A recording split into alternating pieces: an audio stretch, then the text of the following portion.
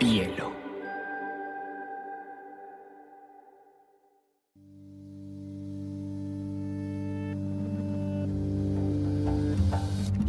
Coincide con la noción de estilo tal como se define en el diccionario. La lectura debe ser una de las formas de la felicidad y no se puede obligar a nadie a hacerlo.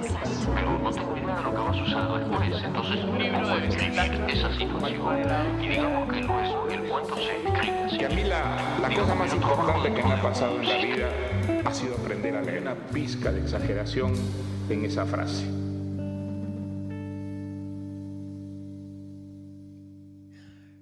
Bueno, y hay un vecino súper talentoso del que hay que hablar, pero es súper polémico entre los lectores, y es el peruano y premio Nobel Mario Vargas Llosa. Lo han tildado de machista, de anticomunista, de ultraderecha, pero sea o no sea verdad, la verdad es que es un escritor súper importante para América Latina, que definitivamente no se puede anular por ninguna de estas críticas. Es además considerado uno de los grandes autores del siglo XX, fundamental para todas las letras españolas y uno de los protagonistas del boom. Es escritor, es ensayista, es columnista y hasta fue político. De hecho, hasta fue candidato a la presidencia de Perú, con eso les digo todo, y perdió con Fujimori. Tiene un aporte que es muy importante a la narrativa y es llamado además por algunos escritores como el cadete de la literatura, por su disciplina férrea como autor, porque su obra se ha caracterizado precisamente por eso, por ser un maestro de la composición narrativa. Y es que la narración es muy innovadora para la época en la que él empezó a escribir estas novelas, milimétricamente medida, súper organizada, porque además maneja varios tiempos dentro de la novela, varios narradores al mismo tiempo, y lo hace de una manera casi que magistral. Para un melómano, una buena comparación sería como La fuga de Johann Sebastian Bach o algo así como súper bien construido matemáticamente. Y otra de las cosas que es súper interesante de Vargas Llosa es que ha dedicado gran parte de su vida a pensar y a hablar sobre el proceso de la creación de la escritura, no solo como escritor, sino como el gran lector que es y que ha sido. Además, sus reflexiones sobre la literatura son realmente preciosas. Para poner como un símil, es como considerado como un gran arquitecto. ¿Saben qué? Como un gran constructor de las novelas, por precisamente el tipo de narrativas y técnicas que utiliza, porque mezcla ese pasado, futuro, presente, narrador 1, narrador 2, narrador 3, pero lo hace de forma tal que uno va navegando la novela y no se pierde. O sea, los que somos lectores y nos perdemos en la novela, pues a veces no es culpa de que seamos despistados, sino que de verdad está construida mal. Y este man las construye muy bien. Hay una vaina que dice Vargas Llosa que me pareció una nota y es, mire, el lector nunca puede notar la presencia del escritor para que la historia no pierda ese poder de persuasión. Para que una novela llegue a convencer al lector y lo mantenga como hechizado en esa ficción, es necesario que esa novela tenga como una realidad totalizadora, una aspiración totalizadora. Y eso significa que el escritor tiene que crear un mundo en el que no falte absolutamente nada. Es decir, donde la realidad aparezca como un total, como la vida misma, ya que pues, es en la misma vida en la que se nutre el novelista para construir sus temas, ¿no? Imagínense, por ejemplo, Cien años de soledad. Cien años de soledad todo lo tiene.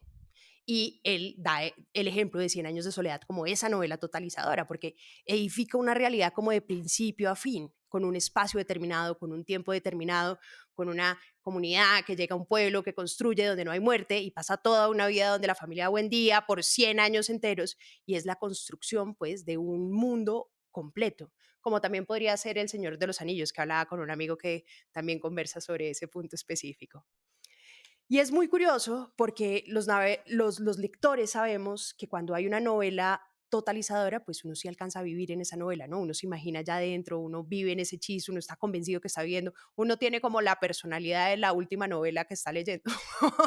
Y eso pues a veces lo damos por sentado, pero eso solamente lo hacen los grandes novelistas.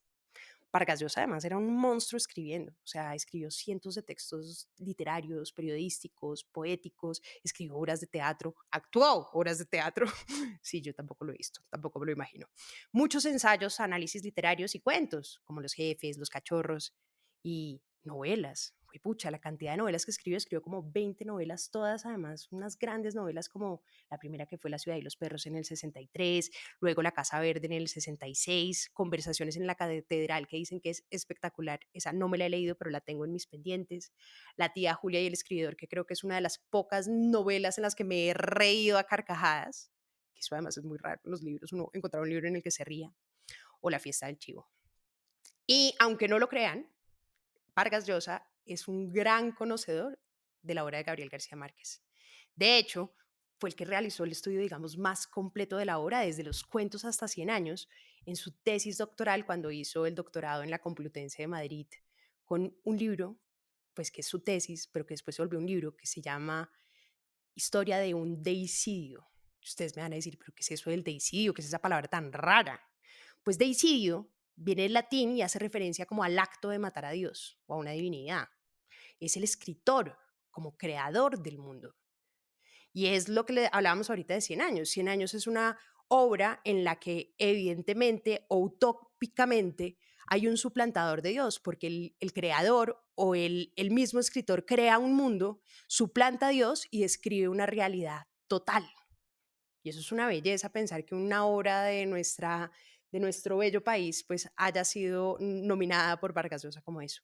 Además ellos dos eran muy amigos, pues Gabo y Vargas Llosa fueron grandes amigos del boom juntos, pero, y vivieron juntos además varios años en Barcelona, fueron vecinos como 4 años, estuvieron en varios eventos en conjunto, las familias paseaban juntas, mejor dicho, eran reparceros y como todos los grandes escritores se nutrían entre ellos de sus ideas y sus escritos. Pero hubo un lío personal. Se agarraron a golpes, o sea, literalmente Vargas Llosa le dio en la jeta a Márquez y nunca se ha sabido por qué. Ese es como el gran misterio, el gran chisme de la literatura latinoamericana, es que nadie sabe por qué se pegaron. Y le dejó un morado y todo al pobre Gabo, pero siempre que les preguntaron en todas las entrevistas, Gabo decía como que no vamos a hablar de eso, y Vargas Llosa también se hacía el bobo y decía como que es un tema personal, nunca vamos a revelar, es el mejor secreto guardado, cuando alguien se entere, por favor, me cuenta. Pero lo que sí es un hecho es que el fuerte lazo de amistad se rompió entre esos dos pelados. Bueno, y hablemos un poquito además sobre el oficio. Les contaba que es como el cadete de la literatura, porque a diferencia de la imagen parrandera que uno tiene como de todos los escritores, ¿saben? De Bukowski, de Hemingway, de Truman Capote, que todos eran unos borrachos, unos alcohólicos, este man pues casi que ni tomaba.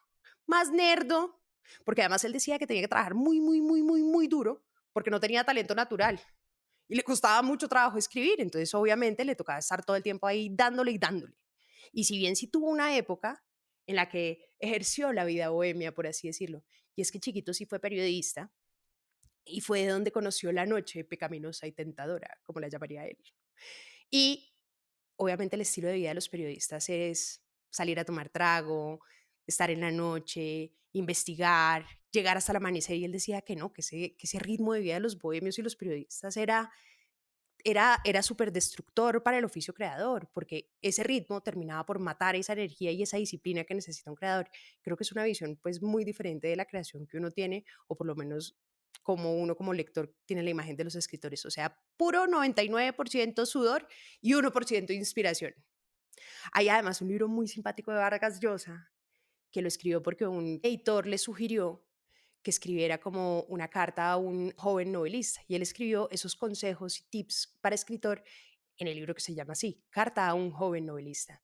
Y si ustedes piensan escribir alguna novela o necesitan tips o tienen curiosidad sobre las estructuras de las novelas, este puede ser un libro bastante divertido que le pueden encontrar algo de inspiración y técnica. Bueno, ¿saben qué? Yo la verdad es que siempre he estado muy obsesionada con Vargas Llosa. Lo vi como un par de veces en Colombia en varias conferencias y vivía enamorada de él. Lo vi una vez en el High hace como 12 años, después lo vi hablando con Esteban Constaín y de verdad uno queda absolutamente hipnotizado por las palabras de este man.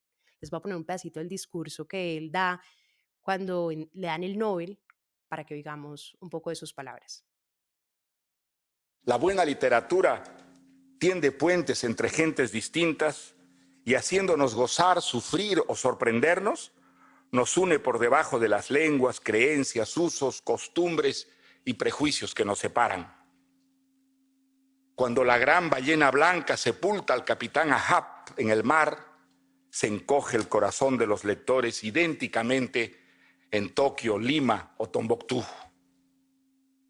cuando Emma Bovary se traga el arsénico, Ana Karenina se arroja al tren y Julien Sorel sube al patíbulo, y cuando en el sur el urbano doctor Juan Dalman sale de aquella pulpería de La Pampa a enfrentarse al cuchillo de un matón, o advertimos que todos los pobladores de Comala, el pueblo de Pedro Páramo, están muertos, el estremecimiento es semejante en el lector que adora a Buda, Confucio, Cristo, Alá, o es un agnóstico, vista saco y corbata, chilaba, kimono o bombachas. La literatura crea una fraternidad dentro de la diversidad humana y eclipsa las fronteras que erigen entre hombres y mujeres la ignorancia, las ideologías, las religiones, los idiomas y la estupidez. A mí Vargas Llosa siempre me ha parecido como un lord con esos trajes y paños ingleses tan divinos. Y a modo de confesión, siempre ponía todas las noches sus conferencias en YouTube para oírlo porque su voz me arrullaba y sobre todo la forma en que entregaba sus ideas sobre la literatura. Para los que somos totalmente sapios sexuales, y entiéndase por aquellas personas que sienten realmente atracción por la inteligencia y por el conocimiento, este man es como un Brad Pitt. Decía una vaina súper bonita y decía es que lo más importante que le ha pasado en su vida es aprender a leer. Y para los que nos ha definido la lectura, sabemos que eso no tiene ni una pizca de exageración. Él empezó a leer a los 5 años y él recuerda cómo el mundo se le enriqueció de una manera extraordinaria y cómo gracias a la lectura empezó a vivir experiencias extraordinarias, viajes en el espacio, viajes en el tiempo, llegaba a lugares en los que la experiencia real no llegaba, pero que la literatura sí volvía real gracias a esa magia, ese hechizo que produce la lectura. Eso lo ha dicho en varias conferencias y es bien bonito porque su infancia fue determinante para él, porque su historia de infancia es fascinante. Hasta los 10 años vivía con su mamá en Cochabamba y con sus abuelos, que además hacían algo que es muy importante para cualquier lector, es que le celebraban todas las lecturas. O sea, les parecía lo máximo que ese pelado leyera, que ese pelado escribiera, y entonces obviamente le cultivaban ese hábito de la lectura y le cultivaban el hábito de la lectura desde algo que es muy importante para uno, y es el ejemplo. Y obviamente las pasiones son contagiosas, entonces en la medida que uno ve que alguien disfruta la lectura, pues uno también quiere disfrutar la vida y descubre que con la lectura también disfruta la vida. Sus primeros textos y sus primeros poemas fueron súper celebrados por sus abuelos y por eso él consideraba, digamos, sus primeros años de vida como en Bolivia, en Cochabamba, pues su época dorada. Pero conoció el miedo. A los 10 años, pues sí, se le acabó la guachafita a este pobre pelado porque conoció la angustia cuando conoció a su papá. Y hay una anécdota que es súper curiosa y es que la mamá de Vargas Llosa decidió decirle al peladito que se le había muerto el papá porque le daba miedo contarle que estaban separados, lo cual es absurdo. Sí, yo sé que es absurdo, pero me imagino que en esa época era menos grave ser viudo que ser divorciado. Pero independientemente de eso, él se vuelve a vivir a Perú y en Perú ahí sí que descubre el horror, porque este man, o sea, el papá era un radical, era un autoritario, él le tenía pánico, o sea, el padre era feroz. Y a diferencia de su familia materna que le celebraba pues todas las lecturas, todas las escrituras, todas las cosas, a su papá no le hacía ninguna gracia que escribiera versitos. Antes, al contrario, lo espantaba, le parecía que esa vaina era muy poco varonil. Primero porque le parecía además que la literatura era algo pues muy asociado con la bohemia y esos bohemios marihuaneros que fracasan en la vida, pues el papá le parecía de verdad fatal. Y además, esa percepción del papá determinó algo que fue muy importante para Vargas Llosa y que cambió su rumbo porque le dio decir como, bueno, mijo, usted para que se enderece lo voy a mandar al ejército, y lo mandó al ejército, lo mandó a una escuela de cadetes, lo metió al colegio Leoncio Prado, que es un colegio militar pues muy famoso en Lima, pensando que ahí se le iba a quitar esa vaina, esa maricada de la bohemia literaria, y lo que hizo fue todo lo contrario. Porque ese, pues él dice que ese fue el lugar donde más leyó, porque a los pobres chinos los castigaban todos los fines de semana, cualquier vaina que hicieran, los dejaban encerrados. Y ahí fue donde él se leyó pues casi toda la literatura clásica, pasó por Dumas, leyó Los Tres Mosqueteros, 20 años después, El Vizconde de Braguenol, leyó Los Miserables, que además es una de sus obras favoritas, de Víctor Hugo, que además hace poquito pues hasta hizo un prólogo súper bonito y lo volvió a leer. Y pues todas esas primeras lecturas que se le quedaron grabadas y que fueron determinantes para el escritor que soy, porque finalmente todas esas lecturas determinan a los escritores. Yo me acuerdo de la voracidad con la que leía. Las primeras cosas que leí eran eran historias. En esa época los niños no leíamos cómics. No creo que hubiera una gran circulación de cómics. Entonces leíamos historias que teníamos que convertir en imágenes haciendo un esfuerzo intelectual. Yo recuerdo 2 revistas, por ejemplo, yo vivía en Cochabamba en ese momento, en Bolivia, que llegaban semanalmente y que para mí eran la delicia de la semana. Una revista chilena que se llamaba El Peneca, que era una revista para niños, y otra argentina que se llamaba Villiquen. Y generalmente tenían historias que eran historias por entregas, y realmente yo esperaba la llegada de cada número para saber la continuación de esas historias. De tal manera que creo que desde esa tierna edad empecé a vivir en 2 mundos. El mundo real, pequeño, limitado, que yo solo podía conocer a través de lo que hacía, y ese otro mundo riquísimo, diverso, sin fronteras, que me hacía pues compartir experiencias absolutamente extraordinarias. Creo que la lectura tiene múltiples efectos y todos positivos en la personalidad humana, ¿no? Creo que las buenas lecturas nos enriquecen el lenguaje, por ejemplo, nos descubren todas las posibilidades extraordinarias que tiene nuestra propia lengua para hablar con mayor precisión, con mayor exactitud, traduciendo exactamente en palabras todo aquello que queremos decir. Creo que la literatura además enriquece muchísimo la sensibilidad y la imaginación de los lectores. Como la lectura nos exige un esfuerzo intelectual para traducir las palabras en imágenes, eso creo que estimula muchísimo el funcionamiento de la mente, enriquece la sensibilidad sin ninguna duda, y luego la literatura establece una especie de fraternidad entre los seres humanos. Leyendo buena literatura, pues nosotros descubrimos que a pesar de que las diferencias son grandes entre gentes que viven en distintas geografías o que hablan distintos idiomas o que tienen diferentes costumbres, sin embargo hay un denominador común que nos permite a nosotros emocionarnos tremendamente con historias que ocurren en Inglaterra, en Rusia, en China, en México, en fin, en geografías muy distintas a la nuestra. Y creo que ese conocimiento que nos da la literatura es un conocimiento que viene a través de unas experiencias que, aunque son fingidas, si las ficciones son buenas, las vivimos como si realmente las estuviéramos experimentando nosotros mismos, ¿no? Y además, obviamente, irónicamente, el papá, metiéndolo al colegio militar, le dio el tema a su primera novela. La novela que fue además determinante para que se volviera premio Nobel, y es La ciudad y los perros. La ciudad y los perros fue una novela que empezó a escribir en Madrid cuando le dieron una beca. Él estudió letras primero en Perú, después se ganó esa beca y se fue a vivir a Madrid. Y allí termina escribiendo una obra además que es súper autobiográfica porque se inspira precisamente en esa experiencia que él vivió en ese colegio donde la pasó muy, muy mal.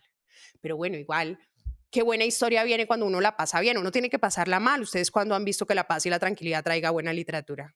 ¿Cuántas obras, premios Nobel conocen de Suiza? Si lo conocen, me avisan. Bueno, y la experiencia además que narra esta novela, este es como un clásico, obviamente es un clásico además de la literatura latinoamericana, y narra como la experiencia de un grupo de pelados en el colegio militar en el que tanto el machismo como esa educación militar son detonadores de la violencia total y una brutalidad que además permea todas las interacciones de estos pelados. Y hay varios personajes que son súper memorables en la novela y que la novela empieza con la llegada de los nuevos estudiantes, de chinos de 15 años, que son de 3er grado, que se les llama los perros, o se les dice los perros por ser los chiquitos que entran, y los de cuarto lo que hacen es que les hacen un rito de iniciación donde lo que hacen es darles palo y humillarlos. Pero es un mes de iniciación así como lo que uno ha visto en las películas gringas que pasan en los college, bueno, algo así, pero con violencia y brutalidad. Y es terrible, de verdad, porque obviamente lo que uno empieza a ver en esa escena, que desde el inicio la novela es hiperviolenta, es como estos nuevos jóvenes, y ahí es donde uno empieza a conocer a los primeros protagonistas, se unen para formar lo que llaman el círculo. Y el círculo son todos estos cadetes nuevos que lo que hacen es juntarse en combo para vengarse de esos estudiantes de cuarto que les están dando la jeta. Y ahí uno conoce, por ejemplo, a uno de los protagonistas principales, que es el jaguar, que es como el líder, el matón, el bully del grupo, pero que termina liderando al círculo y termina siendo pues un personaje muy importante, no solamente por su ferocidad, sino pues por la violencia que representa y por el autoritarismo que representa en la novela. Hay otro personaje que es divino y es pues personalmente mi favorito, que se llama Alberto Fernández, alias el poeta. ¿Qué hace el poeta? El poeta, ¿o por qué le dicen el poeta? Porque es el que escribe como las novelitas románticas, pero escribe las novelitas no románticas, sino eróticas, perdón, no tienen nada de romántico, puras eróticas para cambiarlas por cigarrillos con los mismos cadetes, y además también es el que sí lee las cartas románticas de sus compañeros, lee para escribir las cartas, entonces se hace pasar por el escribidor pues de todas estas carticas y así hace el business. Y uno ahí sabe que es Vargas Llosa porque Vargas Llosa hacía lo mismo en el Leoncio Prado, era el que vendía las novelitas, era el que traficaba ahí con los cigarrillos, pero es un personaje bellísimo. Y está también Ricardo Arana, que es el esclavo. Ese sí es el pobre pelado que lo humillan todos, que lo golpean todos, que es el que recibe todas las tandas, las palizas, el bullying, no solamente del curso, sino pues de todos los cadetes. ¿Por qué se llama La ciudad y los perros? Pues el colegio como tal fue, y Vargas Llosa lo menciona varias veces, es como en el colegio él conoció como a todas las clases sociales de Lima y de Perú, sobre todo, ¿no? Como venían de la sierra, venían de la costa, venían de las montañas, de todos los lugares del país y de todas las clases sociales, los pobres para buscar un camino con que vivir en la carrera militar, los niños ricos castigados por rebeldes, y todos llegaban a este colegio a estudiar y evidentemente por eso digamos la representación de la ciudad en el colegio. Y los perros es un modismo limeño que llama perros a esos cadetes nuevos, ¿no? A los cadetes chiquitos que entran al colegio, y el perro es al que se le golpea, es el que recibe más bofetadas, no solamente de los oficiales, sino de los mismos cadetes, ¿no? Y no es casualidad que además muchísimos de los personajes de la novela tengan nombres animales, ¿no? Hay unos que se llaman jaguar, boa, piraña, gallo, mono, y es muy impresionante porque evidentemente pues esta combinación de el humanismo versus el animal, pues es un juego también de significados. Hay un pedazo que les voy a leer del principio de la novela, que es ese rito de iniciación, ¿no? Que les estaba contando que los de cuarto atropellan a los pobres chicos de tercero, y es una escena aterradora porque cogen a dos cadetes, dos perros, por así decirlo, los tiran al piso para humillarlos, y entre esos pobres está el esclavo. Entonces les dice uno de los de cuarto, bueno, dijo la voz, cuando los perros se encuentran en la calle, ¿qué hacen? No sé, mi cadete. Pelean, dijo la voz. Ladran y se lanzan uno encima del otro y se muerden. El esclavo no recuerda la cara del muchacho que fue bautizado con él. Debía ser una de las primeras secciones porque era pequeño.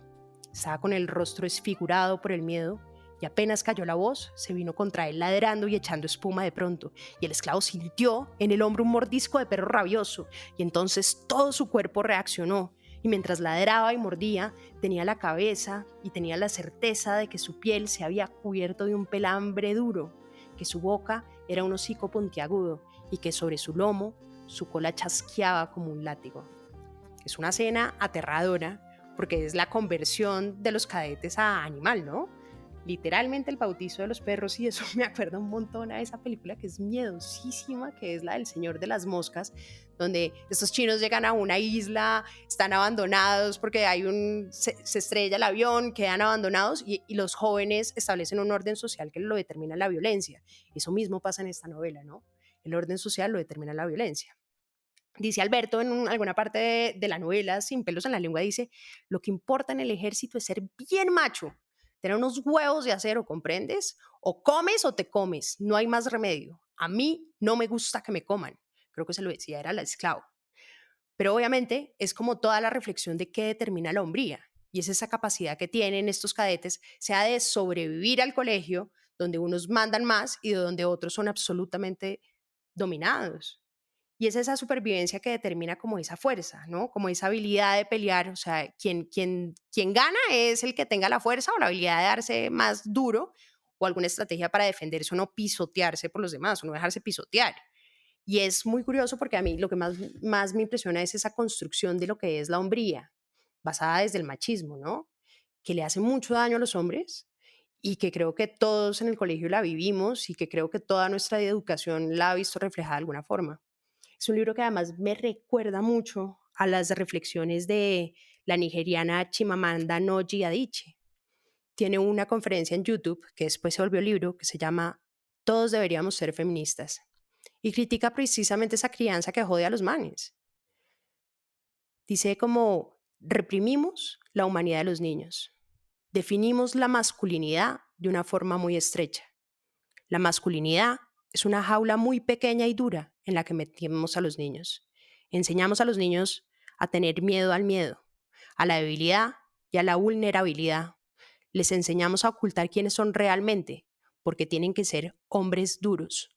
Y es que finalmente se habla mucho del feminismo, pero nunca se habla de cómo se castra también la masculinidad, porque los hombres no pueden expresar debilidad, no pueden llorar, no pueden sentir.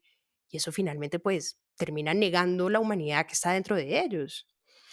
Es muy bonita la conferencia, si quieren verla pueden buscarla en YouTube. Y a mí es que, digamos, el tema del género sí que me impresiona, porque el tema de la construcción de género, sea masculino o femenino, pues termina siendo una construcción social. Simone de Beauvoir, que fue además la precursora del feminismo, tiene un libro que se llama El segundo sexo y habla de cómo se construye también la feminidad y cómo esta también ha sido determinada por un tema casi que cultural y educacional. Y es que el problema de la construcción de género es que determina cómo tenemos que ser, en vez de reconocer cómo realmente somos. Obviamente, esta crítica al machismo y a la violencia, pues representó un escándalo total al Leoncio Prado, que es un colegio que de verdad existe. Y cuenta la leyenda urbana, que nadie ha desmentido, es que la ciudad y los perros era absolutamente quemada, o sea, cogían todas las novelas y las quemaban adentro de de las paredes y de los muros como un acto así como de venganza y de censura. No tengo ni idea si sea verdad, pero es muy divertido. Bueno, y el spoiler, bueno, en realidad no hay spoilers en los clásicos porque muchas veces se conocen los cuentos, pero si van a leer la novela y no se la han leído pueden parar acá o deberían seguir, en realidad. Y es que hay un interrogante que es muy importante en la novela y es que pasa un crimen y es un crimen que nunca se resuelve. Y es ese esclavo que les había comentado que era el más golpeado, el que todo el mundo le daba en la jeta, el pobre que recibía todo el bullying, le pegan un disparo y pues muere, mejor dicho. No se sabe si le pegan un disparo, no se sabe si es un accidente, pero el tipo se muere dentro de extrañas circunstancias. Todo el mundo empieza a preguntarse si realmente pasó esto o no pasó lo otro. El colegio dice que es un accidente, como para guardar su reputación. Pero es una gran discusión en toda la historia de la literatura y en toda la historia de los lectores si sí es asesinado o no es asesinado. Y hay una entrevista que le hacen a Vargas Llosa donde él recuerda una visita a México y conversa sobre esto. Hay una visita de Vargas Llosa donde recordó que estuvo en México donde conversó sobre este evento. Yo fui a México a ver a un crítico francés que dirigía la Comisión de Literatura de Gallimard. Él había leído mi novela y yo fui a verlo a su oficina en la UNESCO. Me dijo que le gustó mucho el personaje del jaguar porque se le atribuye un crimen que no cometió para reconquistar su autoridad sobre sus compañeros. Yo le dije, pero el jaguar sí cometió el crimen. Entonces él me miró y me dijo, usted se equivoca, usted no entiende su novela. Para el jaguar perder el liderazgo era una tragedia infinitamente superior a la de ser considerado un criminal. Dice Vargas Llosa que la versión de él lo convenció y dice, aunque yo escribí la novela, yo pensé que había matado al jaguar, pues ya no estoy tan convencido. Y esto es una nota porque es donde un escritor rescata la importancia de la verdad del lector sobre la verdad del autor. Y es que una novela no es nada si los lectores no le damos vida, ¿no? Una lectora es un texto muerto que cuando llega un lector y le da significado a esos símbolos es cuando realmente pasa esa magia y entonces la versión del lector termina siendo más importante que la intención misma del autor. Entonces él decía, bueno, no, es que además el escritor no tiene la última palabra sobre lo que escribe. Y es un gran, gran error preguntarle al autor qué quería decir con esto, con lo otro, porque finalmente el que importa es el lector. Eso me parece una percepción súper bonita de la lectura.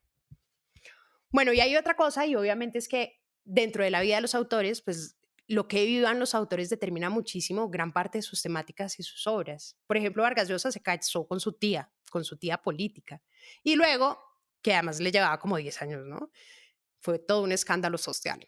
Y luego sacó una novela que se llama La tía Julia y el escribidor, que es esta novela que les contaba, que es súper divertida porque es como de un escribidor que trabaja como en radionovelas y el personaje se empieza a volver loco y empieza a confundir a todos los personajes de las radionovelas. Es una locura, es divertidísima. Y creo que es la única que es realmente divertida de Vargas Llosa porque es muy malo para el humor el muchacho. Después se casa con la prima Patricia, con quien formó además la familia, tuvo hijos y demás, y después se casó con el puro jet set, que se casó con la Isabel Presley, que todos sabrán quiénes son, que fue como la ex esposa de un cantante y un montón de famosos, pero obviamente pues es un personaje que ha tenido una vida amorosa bastante turbulenta, y como dice mi mamá, eso sí que es un hombre que le apuesta a la familia. Y otra cosa que es súper importante en Vargas Llosa es que su visión política ha definido también mucho su obra.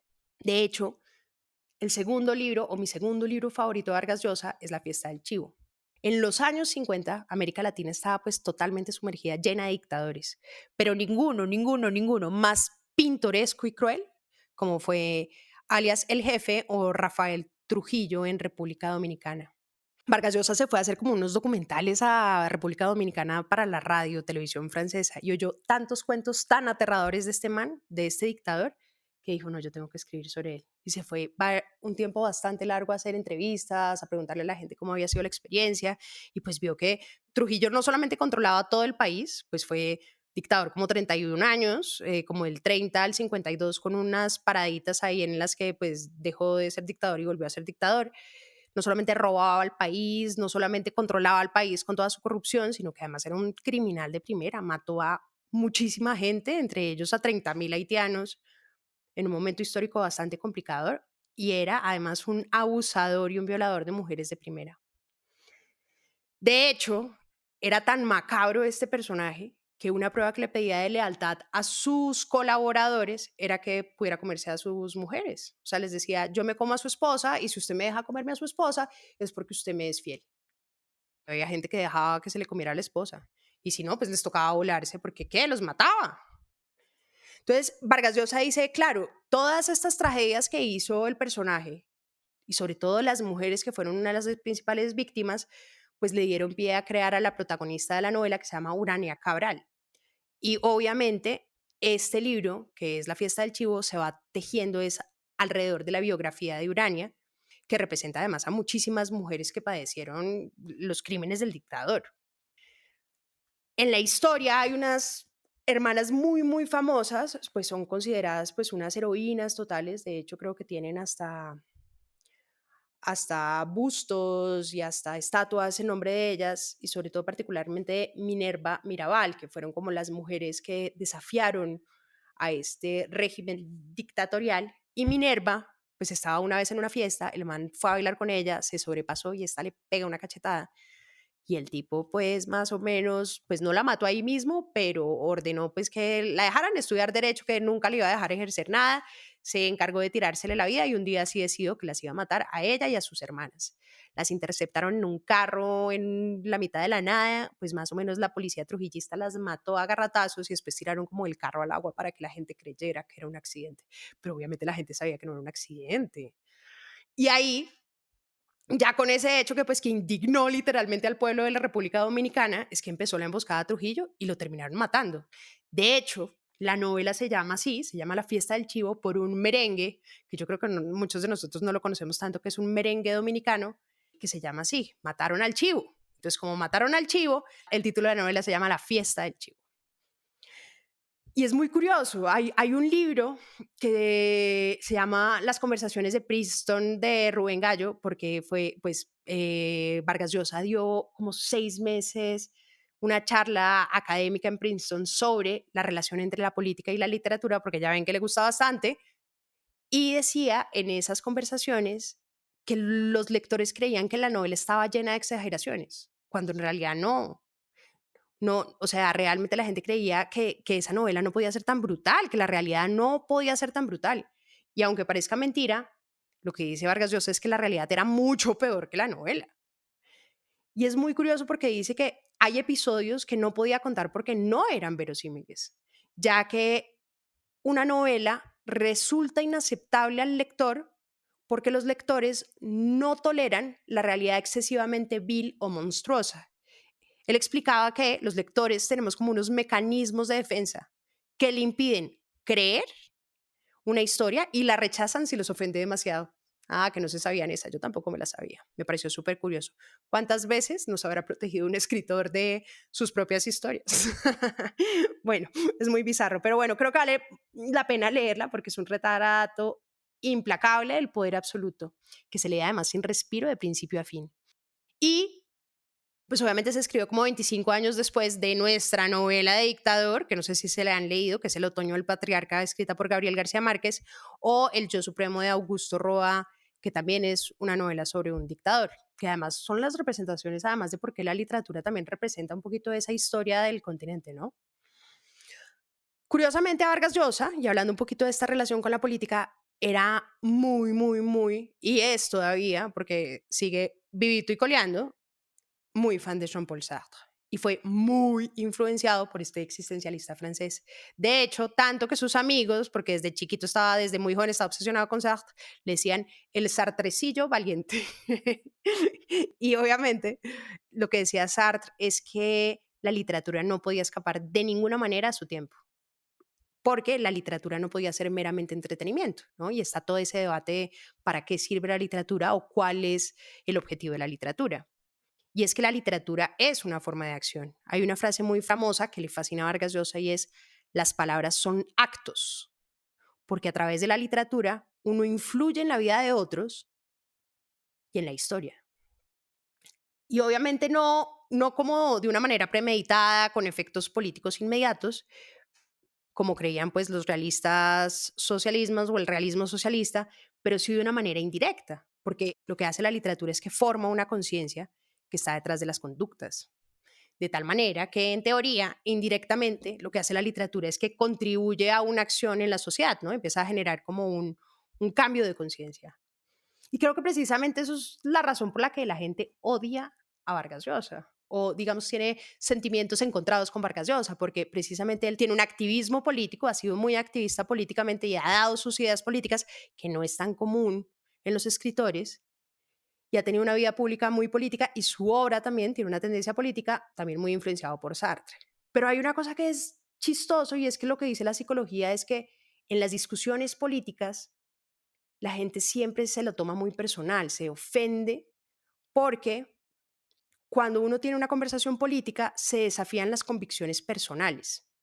Y lo que pasa es que las zonas del cerebro relacionadas con nuestra identidad personal se activan y las emociones negativas también se activan. Es decir, que cuando hay una conversación política que va en contravía de lo que nosotros somos, lo tomamos como un ataque a nuestras propias convicciones y se siente como una agresión personal. Entonces es muy curioso, porque entonces obviamente cuando es un tema político, pues puede que haya mucho tema psicológico que hace que no quieran tanto a Vargas Llosa. Pero yo sí creo que hay que valorar muchísimo su obra precisamente por esa construcción narrativa y por esa apuesta. Yo soy de una ola o una orilla totalmente contraria políticamente a Vargas Llosa y creo que hay que valorarlo precisamente por las enormes novelas y pues porque no es gratuito que sea un premio Nobel de literatura. Y es un monstruo de las letras que tiene mucho que dejarle al continente. Este es un podcast para contagiar el amor por los libros, porque no hay mejor forma de incentivarlo que desde la divulgación. Ser promotor de lectura es un hobby, pero también un reconocimiento y un agradecimiento implícito a aquellas personas que en nuestra vida nos acercaron a los libros.